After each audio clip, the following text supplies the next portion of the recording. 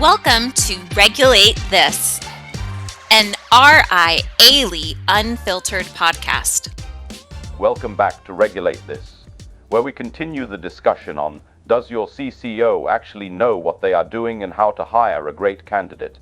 CCO is a really important position. From the perspective of your state and federal regulators, this is a C-suite position. This is an executive level position. It needs to be someone who has the requisite skills, experience, knowledge, but it also has to be someone as a chief role, right? They need to be someone who can communicate effectively, who can delegate and supervise appropriately, who can manage people, because eventually as you grow, that person's going to have to hire additional staff. So when you're putting people who don't have that experience or skill, and they're then responsible for answering your advisors' questions, dealing with client complaints, giving guidance to the executive team based on new business lines they want to do. That's super problematic. You are setting up your firm for a ton of issues.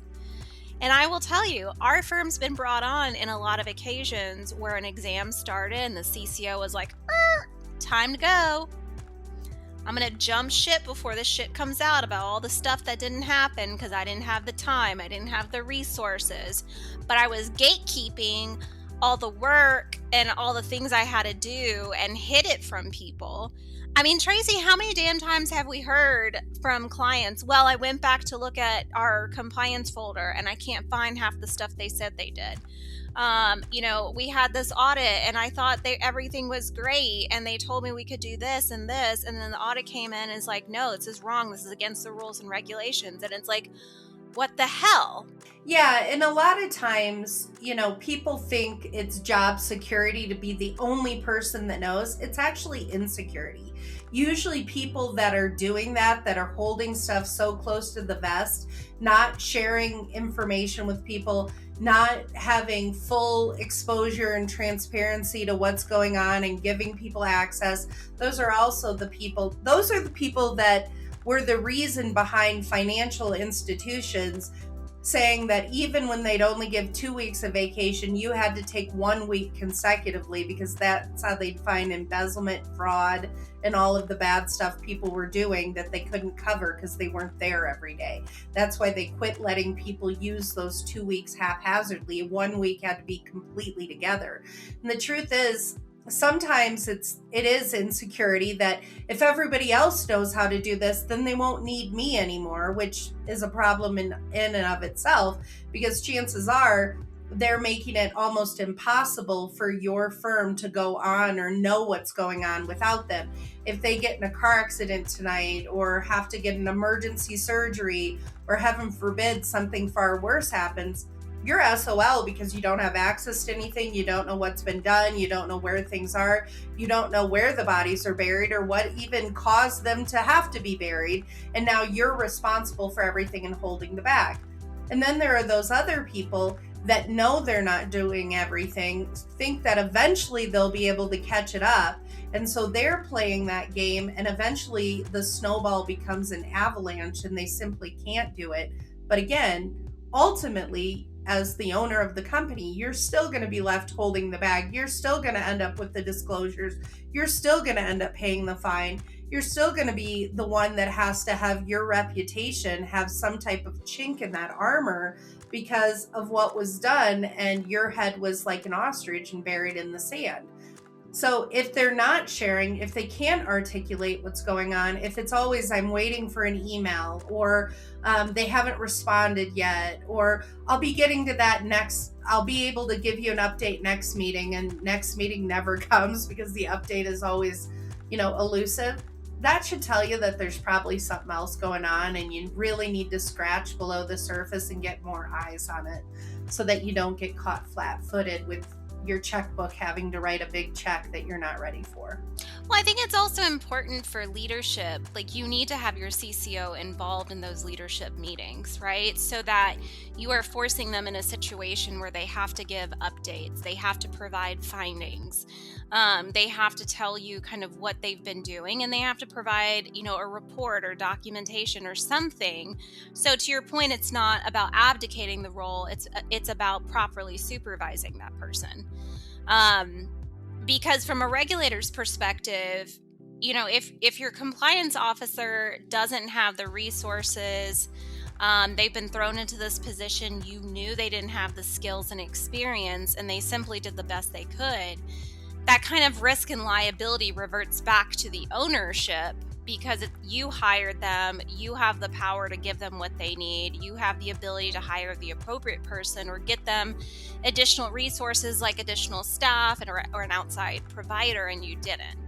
So when you put yourself in these situations where you don't properly vet someone and then put someone who doesn't have the experience and skill in a CCO role, that's more risk and liability you're taking on as the business owner. Also, I would say, can they really be good in your example if, they're just reactive, if they're not attending those meetings, not being proactive, not saying, oh my gosh, you want to do this huge marketing campaign, or you want to expand our footprint into these 3 other jurisdictions, and you don't understand what compliance risks you're setting yourself up for. You could be throwing good money over bad and have to go in and redo a bunch of stuff or add a bunch of costs or overhead that you didn't plan on because you didn't include the right players. And if your CCO is one that when they're included, they're sitting there like it's, just waiting, I'm a mouth breather, I'm waiting for this meeting to end, just not offering anything, just like, why am I here? You've got the wrong person on staff, because they should be engaged. They should be figuring out from their perspective how that is going to affect your clients, how that's going to affect the team, what needs to be added, what needs to be thought about or contemplated, what shouldn't be ordered until it has the right disclosures, what things can we not do, or what things are we going to have to start doing, and what added expense is that to the bottom line. All of those things are things that they should be throwing out and discussing with you. And if they can't, then they're just working. They're not owning that role. They're not proactive. They're not thinking about it holistically. They've got blinders on, and there could be a lot of things happening in your company or operationally that you're actually hurting yourself without even realizing it. Yeah, and I think it's just, as the business owner, right? Like, I think it's ridiculous for the business owner to take on so much risk and liability, because there are great compliance officers out there that are for hire. I think part of the challenge is there's a little bit of a scarcity mindset with business owners too, where, a good CCO is going to cost money. They're an executive level position, right? You are going to have to pay minimum $175 to $200K for a good CCO. You want an extraordinary CCO, it's only going to go up from there. And that's just base salary. That doesn't include benefits, 401k. It doesn't include the fact that you have to provide training. You've got to give time off.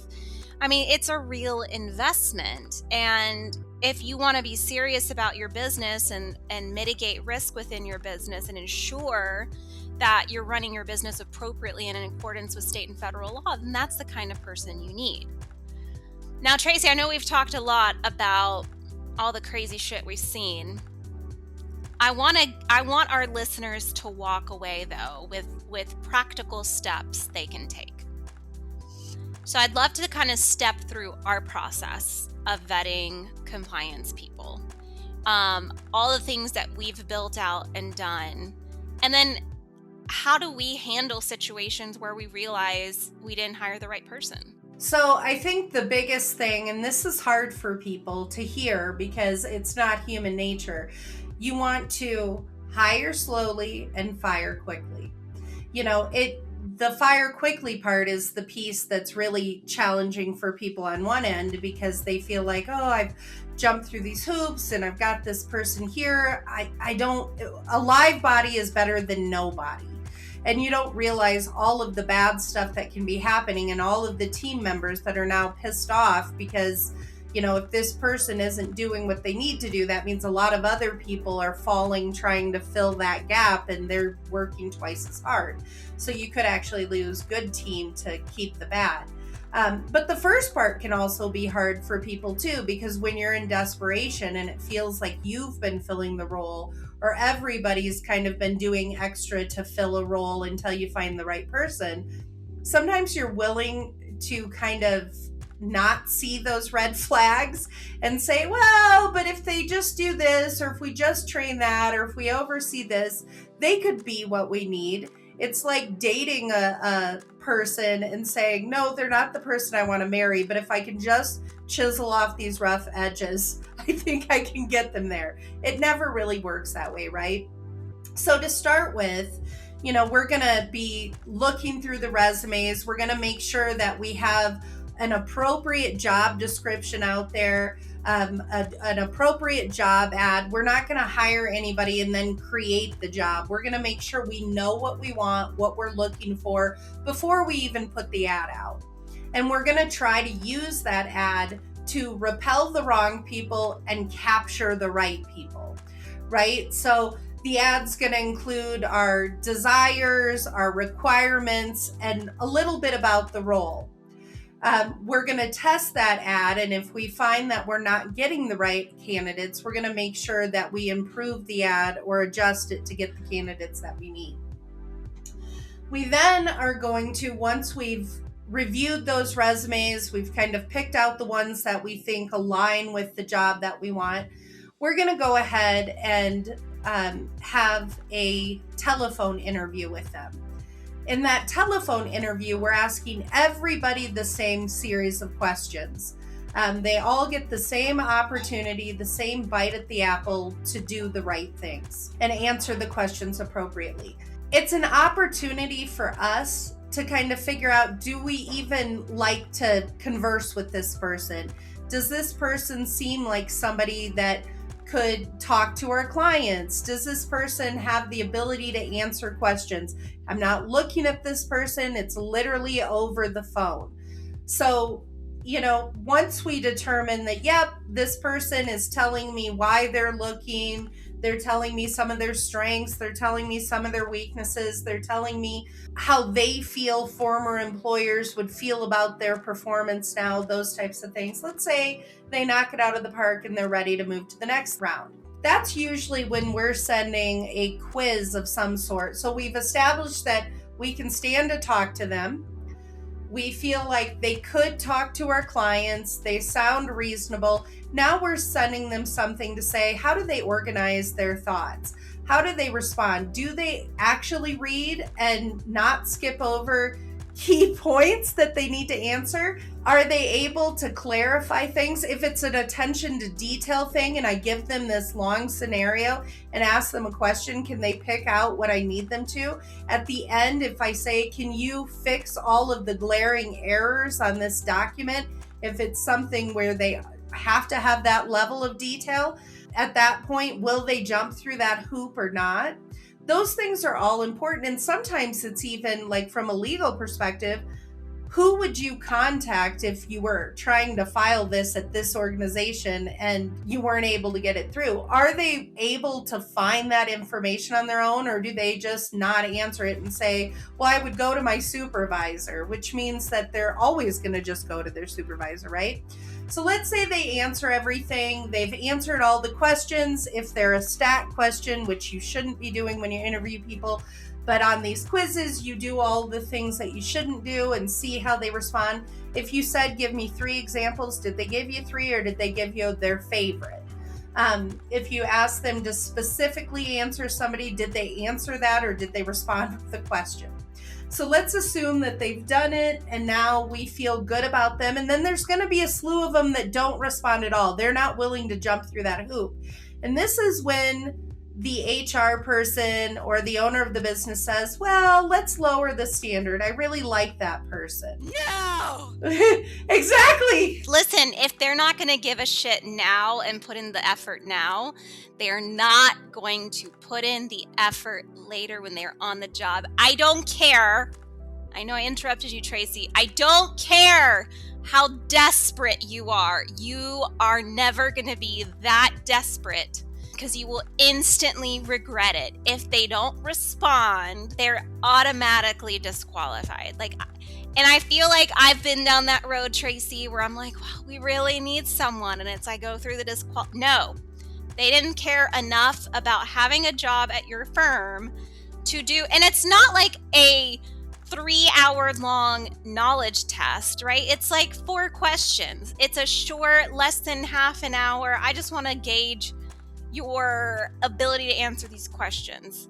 If they're not willing to do that, they're not going to be the type person that puts in effort. All right, sorry. Back to Tracie.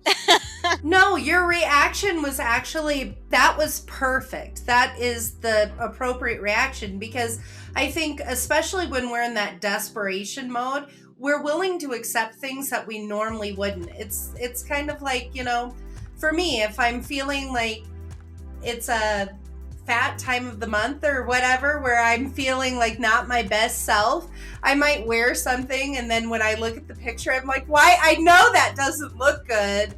Why did I just decide to go for comfort and wear that, right? Now it's there for posterity.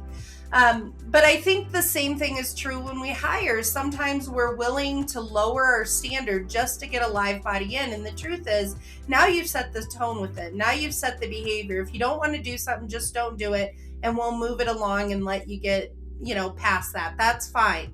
Then you wonder why they don't complete the training you give them, or they don't do all the stuff you ask. And so you refuse to delegate to them anymore. It's nuts. But anyway, let's say that they did everything right. Now we're going to go ahead and move them to a actual formal interview. And that's where I'll do a 2-part interview. Part of it is the timeline resume.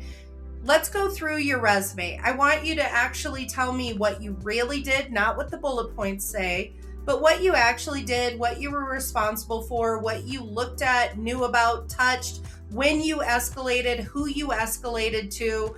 If people escalated to you, what did they escalate? What was your process after that? Tell me what actually happened, and then tell me why you left. What made you either take an elevated position or a lateral position, or what made you decide to go in a totally different direction or a different industry? And if there are any gaps, fill them in for me. Obviously, I can make something up, but it's probably better if you tell me, I had a family member I was caring for, or I decided to stay home with kids, or whatever it is. It was COVID and, we all got laid off. Whatever it was, it's important to fill in those gaps and those things, because sometimes we, as the person reading it, create the scenario in our head that we think is reality, and it could be the furthest thing from the truth. Now we've went through that. I know who I'm actually talking to and not what the bullet points say. And then I'm going to move into my behavioral questions. So for the behavioral questions, I'm going to think about things that make somebody align with our culture, things that make somebody align, behaviors that align with that role. And I'm going to start asking those questions. And I ask every candidate that I have the same behavioral questions for that position. And then that helps me determine, will they fit in with our team? Will they be able to work in the type of environment that we have? The type of characteristics that we have found make this position most successful. Do they possess those, or are they the opposite of those? So let's say that that's all done and it's all successful.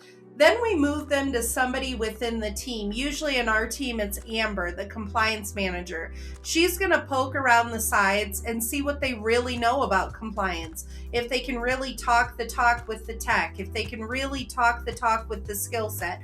Remember, you can teach some of the skill, but you can't teach the will.